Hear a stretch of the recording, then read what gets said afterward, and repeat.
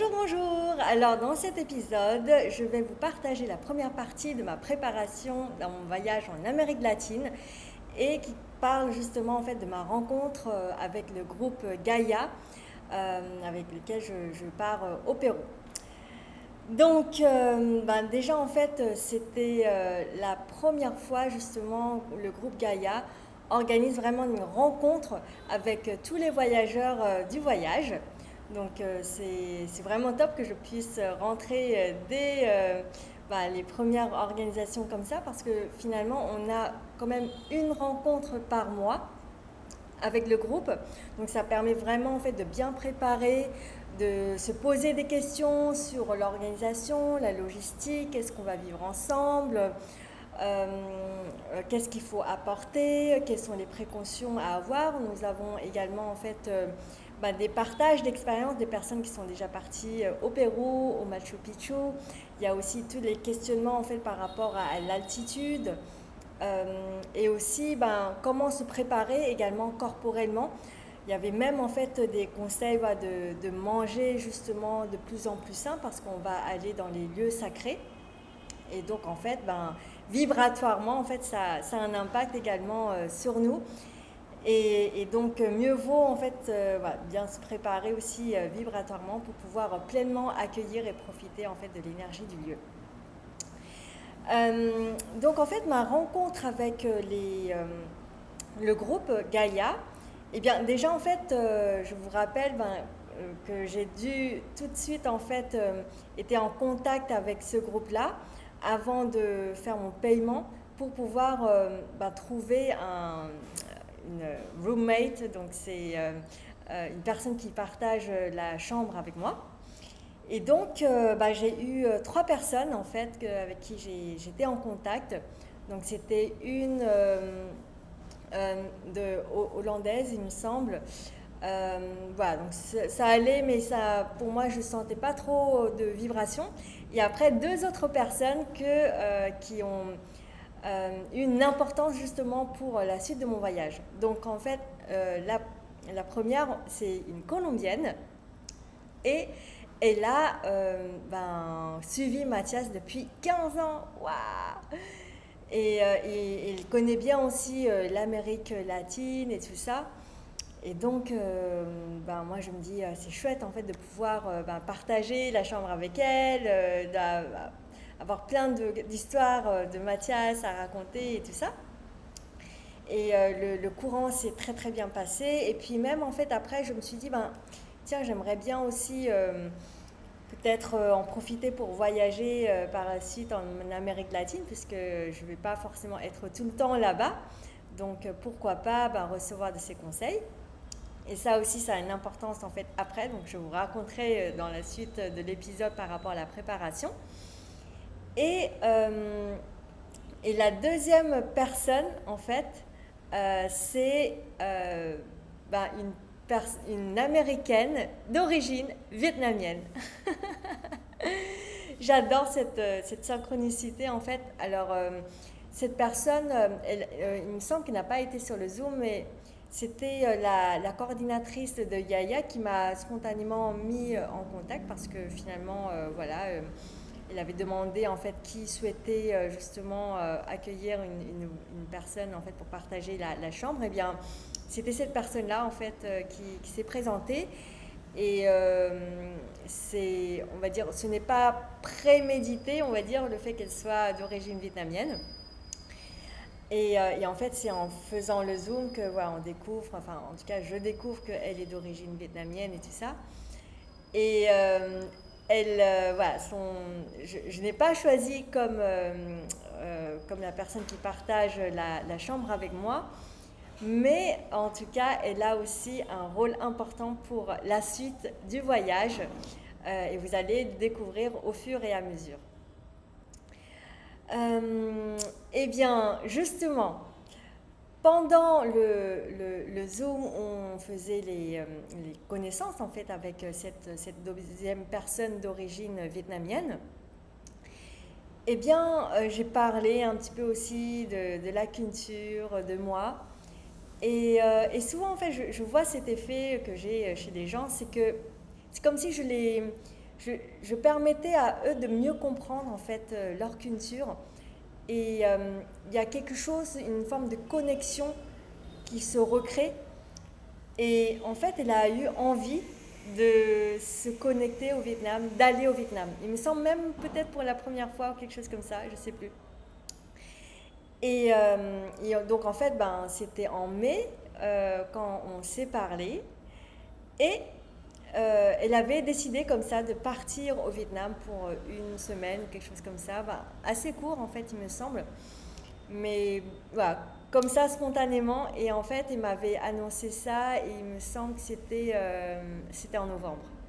Alors le voyage en Amérique latine et en débutant justement en fait avec le Pérou a eu lieu le 27-28 novembre. Voilà, donc je suis partie, il me semble, le 27 novembre et le 28 novembre, voilà, sur place et on faisait en fait le trajet ensemble.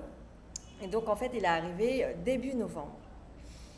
Donc ben voilà, je me dis ben c'est intéressant tout ça et aussi de rencontrer justement quelqu'un ben, du voyage qui a aussi en fait cette forme de connexion parce que généralement les personnes qui vont bah, déjà qui sont sur la chaîne Gaïa, c'est des personnes déjà qui sont intéressées par la spiritualité, l'énergie, le développement personnel, le côté sacré en fait des sites. Et puis ben voilà, une personne d'origine vietnamienne. Donc, c'est quand même, voilà, je trouve quelque chose d'intéressant de trouver cette personne-là avant mon voyage en Amérique latine. Et donc, ben, finalement, on se voit sur une après-midi. Et donc, on fait connaissance, on partage justement nos expériences, etc. Alors pourquoi est-ce que je dis ça? Parce que en fait, c'était le prémisse, sans que je le sache à ce moment-là, mais maintenant avec le recul, de beaucoup de choses, en fait. Euh, et, euh, et donc, en fait, une des choses qu'on partage, c'est qu'elle me parlait de Bachar. Alors, qui est Bachar? Bon, Bashar. Donc Bachar est un... Alors à l'époque je ne savais pas, mais c'est juste qu'en fait plusieurs fois j'entends des gens dire ah moi j'écoute Bachar. Je dis mais c'est quoi ce truc, c'est quoi ce mec, bon, ça m'intéresse pas, moi Mathias De Stefano ça me suffit.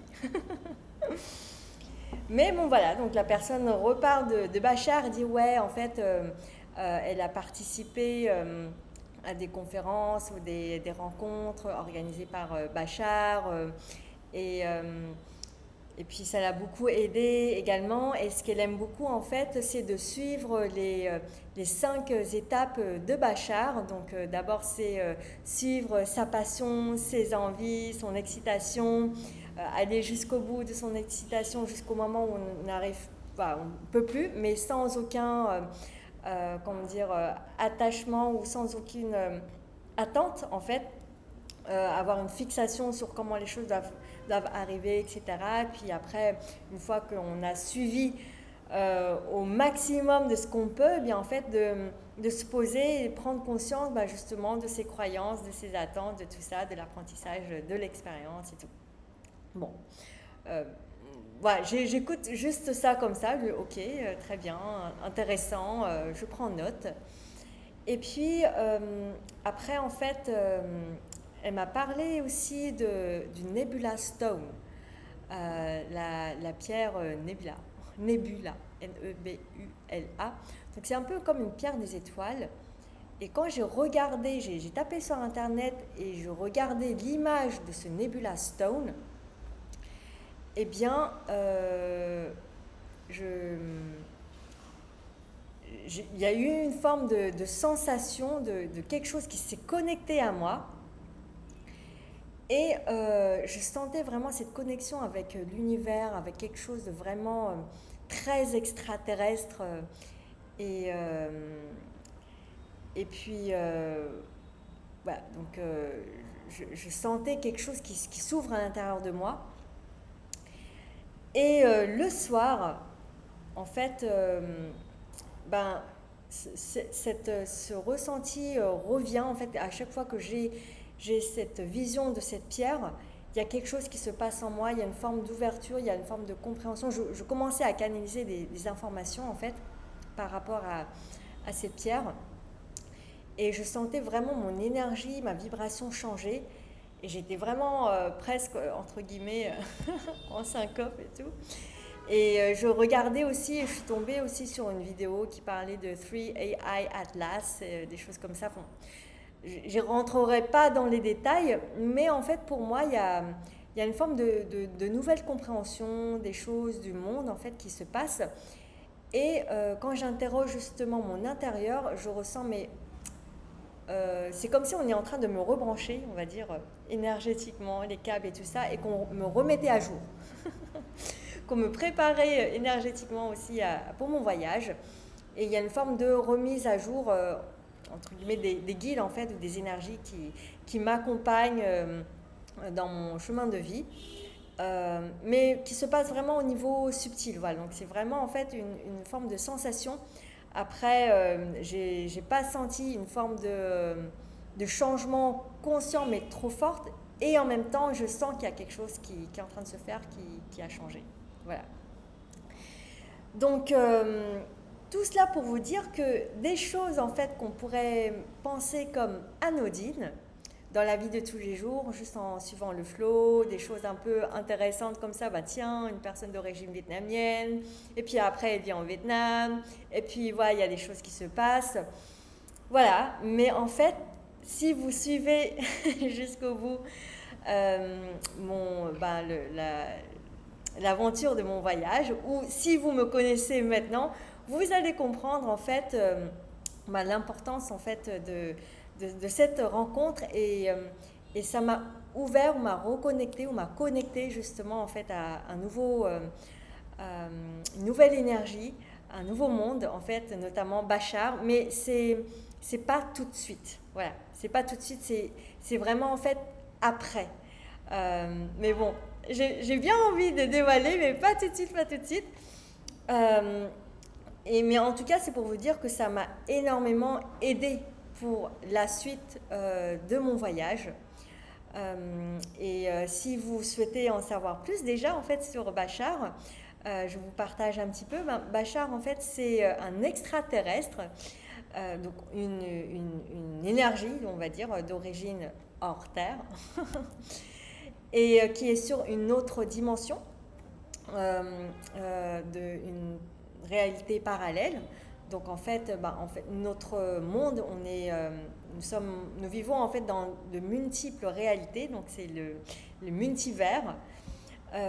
Et en fait, Bachar est cet extraterrestre, cette entité d'une dimension parallèle. Voilà. Donc une version de l'univers, mais qui n'est pas notre univers, c'est un autre univers parallèle, mais qui en fait, en changeant justement la vibration, peut avoir accès à notre monde au travers aussi des personnes qui ont la capacité en fait de recevoir cette énergie, cette vibration, pour après en fait transcrire, on va dire, selon le langage humain, donc de la vibration vers le langage humain. Donc la personne qui canalise Bachar s'appelle Daryl Anka, Daryl D-A-2-R-Y-L Anka A-N-K-A. Et ça fait déjà 40 ans qu'il canalise en fait cette entité. Mais tout ça, je découvre bien plus tard en fait.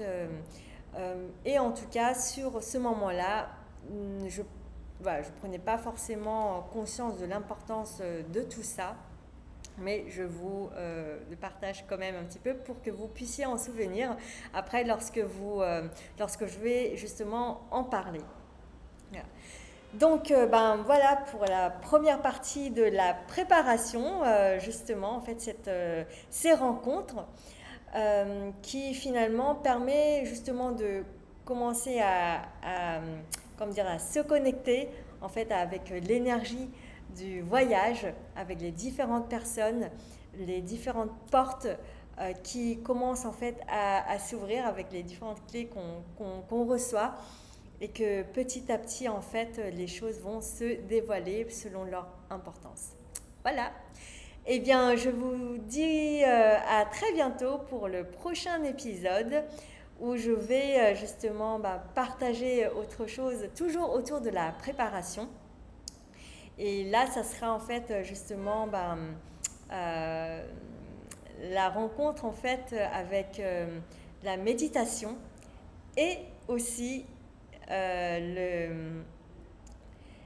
la suite du voyage parce que je ne m'arrête pas qu'au Pérou, mais aussi en fait l'arrivée prémonitoire de l'Argentine. Et comment ça se fait au final. Voilà, allez, je vous embrasse et à très bientôt. Au revoir.